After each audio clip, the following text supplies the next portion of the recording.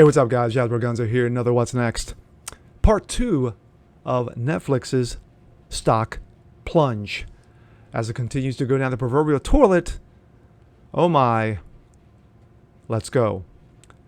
This comes out of Bounding in the Comics. Continuation. Losing lucrative content. As mentioned before, Netflix isn't the only streaming service on the block, and it faces increasing competition year over year as others get into the game, as Amazon Prime has enough subscription base to deal a dent in the Netflix model, and their membership is tied directly to the sale of products on their own site. Netflix doesn't have this accompanying revenue stream to fall back on, so there's no way to leverage it out win-win for the customer. That means it has to rely solely, exclusively on content that it can attract viewers, keep their interest, and generate enough buzz to get others to sign up. Unfortunately, this has become more and more difficult as the years drag on. The most obvious example of Netflix losing lucrative content occurred when Disney purchased Marvel Studios. Almost overnight, Netflix's MCU ties-in shows like Daredevil, Jessica Jones, Luke Cage were mothballed, and they're now only starting to make a return. Unfortunately, Netflix can't capitalize on this new development as it no longer owns the rights to those properties. The same holds true for classic movies and TV shows, which are in high demand right now. Disney Plus might be facing its own challenges, but it has a prolific back catalog to stabilize its own subscriber base for now. At the end of the day, they just don't care. In 2021, Netflix took the mask off and said the quiet part out loud during the debacle that was Kevin Smith's Masters of the Universe Revelation series. Yes, that wonderful series where He-Man got thrown under the bus, Teela became number one, Skeletor, was a pimp. That wonderful series that nostalgia fans of He-Man back in the 80s, like myself, loved so much. Whew. In response to biblical levels of fan blowback, Smith let the cat out of the bag when he claimed that Netflix higher-ups simply didn't care whether people watched the show or not. This, in a word, is nuts. It's also part of the reason why Netflix is facing a collapsing subscriber base and tumbling stock prices. The sheer hubris it takes to hold such a lukewarm position in the business is astonishing. Yet, this is where Netflix has decided to stand. The hill that they decided to die on, this is what they're doing. Of course, they should care, especially when their entire revenue stream revolves around creating content that people want to watch. Netflix pays a pretty penny to develop these IPs, yet seems completely nonchalant when it comes to their performance. The truth is that Netflix cannot wave off the failure of one or two properties and expect a few thousand remaining ones to pick up the slack. Customers hate being fooled, and if they sense that a company is giving them the runaround, bait and switch anyone, they'll simply take their business elsewhere, and that will be that. Netflix does have a number of killer properties still at its beck and call, including Cobra Kai, which is amazing. The Witcher, great. Season 2, meh. And The Crown. But these shows alone cannot act as tentpoles to prop up the entire platform. As more and more companies start to reclaim their properties, Netflix will have to step up its game and get out of its comfort zone. Turning it around, any company can change course, but it always is going to be a matter of commitment. One gets the impression that Netflix has become too far inflexible.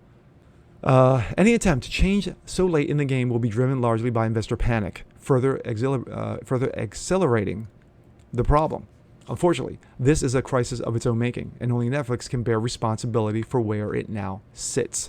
The company's going to have to make some major decisions if it wants to survive, while courting content that others might have ignored. For example, if Netflix got into live sports broadcasting, its combined subscription model would look absolutely tantalizing for millions of viewers eager to get the best of both worlds. Hulu gave this a shot, but it doesn't have anywhere near the influence and pull Netflix has. Now it's the time to strike while the iron's hot, instead of blowing obscene amounts of money into properties that will either face fan rejection by the truckloads or the heavy hand of Netflix's decision makers. Of course, it's possible that Netflix's downward spiral is irreversible, in which case it may have become the JCPenney of the streaming market. As it stands, the company is currently spending way too much money while acting reckless with its own properties and ignoring the largest part of its own customer base. One thing's for certain, no company is too big to fail, no matter how killer their business model might look on paper. My thoughts. Netflix stock dropped 20%. I forgot the tune of how many millions of dollars were lost. 50 million, I think it was 50 million dollars that they lost. I may be incorrect, but when you've got other countries whose subscription base is a lot lower, why? Because their content is limited. So instead of Netflix opening its entire library and giving it to all countries across the world, they pick and choose a la carte. Well, Canada, you get this. India, you get this. Brazil, you get this. UK, you get this. United States, here's the rest of the big old pie. But unfortunately, that pie doesn't taste good. As someone who is a subscriber to Netflix, mainly, and my wife can attest to this, mainly due to its anime. It's got a very good anime library. Not as good as Funimation or Crunchyroll, but it's got a good anime rollout. At the same time, its original content, a lot of it makes you scratch your head. For every one Dave Chappelle closer, which was amazing, you'll get nonsense like Cuties. Actually, garbage like Cuties.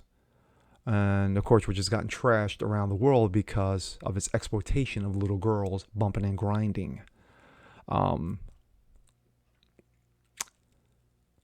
But is Netflix a good investment?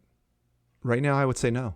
I think right now the competition is so stiff out there with all these other companies jumping into the streaming market.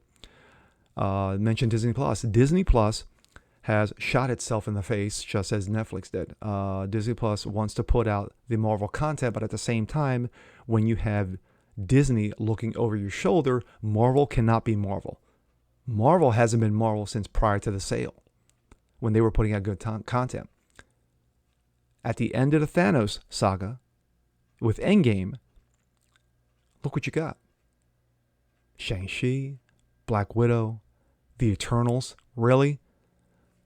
The only glimmer of, light at the end of the tunnel that Marvel saw was Sony's Spider-Man No Way Home. Because it was a Sony product. And Sony knows that if they were to sell the Spider-Man franchise back to Disney, Spider-Man would go woke big time. Disney may not tell you it straight up, but as you've seen with the content, Star Wars anyone, that they don't give a damn. They are willing to burn and trash franchises for the sake of wokeness. For the sake of this audience, you're willing to sacrifice this audience. And yet, at the end of the day, you will go broke. Financially, as we've seen with Netflix right now, you're taking a massive hit. And content-wise, when we, the viewers, turn you off or change the channel.